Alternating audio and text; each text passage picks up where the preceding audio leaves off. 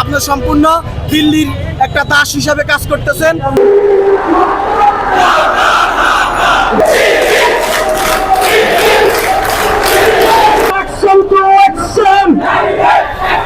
শিবিরের অ্যাকশন সন্ত্রাস দলের বিরুদ্ধে, ছাত্র দলের বিরুদ্ধে লিখেছে যেই পথে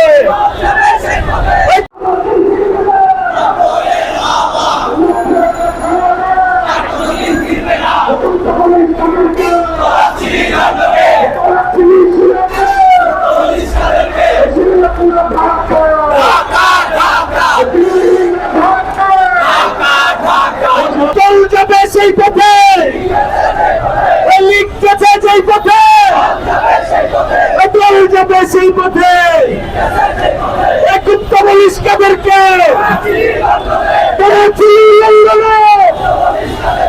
গুপ্ত পুলিশ কাদেরকে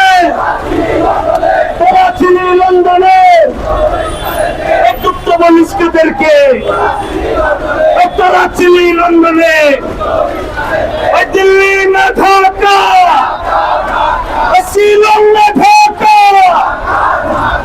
একসাথে যে আন্দোলন করেছি, আন্দোলনে আমাদের ঐক্যবদ্ধতা ছিল, কিন্তু তারা যেই হিংসাত্মক মনোভেদ রাজনীতি শুরু করেছে, যা বাংলাদেশের মানুষ 5 তারিখে তার কবর রচিত করেছে।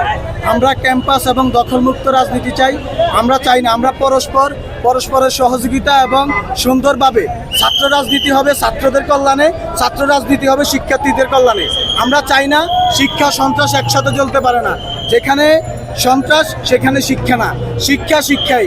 আমরা চাই সবাই সুন্দর সুশৃঙ্খলভাবে, এই দেশ গণতান্ত্রিক দেশ, সবাই সবার সুস্থ রাজনীতি করবে। ক্যাম্পাস হবে সুন্দর এবং পরিপুষ্ট এবং শিক্ষা বান্ধব ক্যাম্পাস চাই আমরা, এটাই।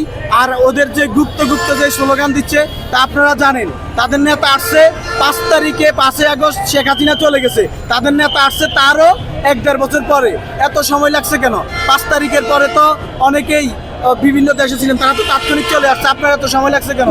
আপনি এগুলা কি জন্য করতেছেন না করতেছেন তা বাংলাদেশের জনগণ জেনে গেছে। আপনার সম্পূর্ণ দিল্লির একটা দাস হিসাবে কাজ করতেছেন। আপনার মন্ত্রিত্ব মন্ত্রণালয় যা আছে সবকিছু সালাউদ্দিন আহমদ সাহেবকে দিয়ে দিচ্ছেন।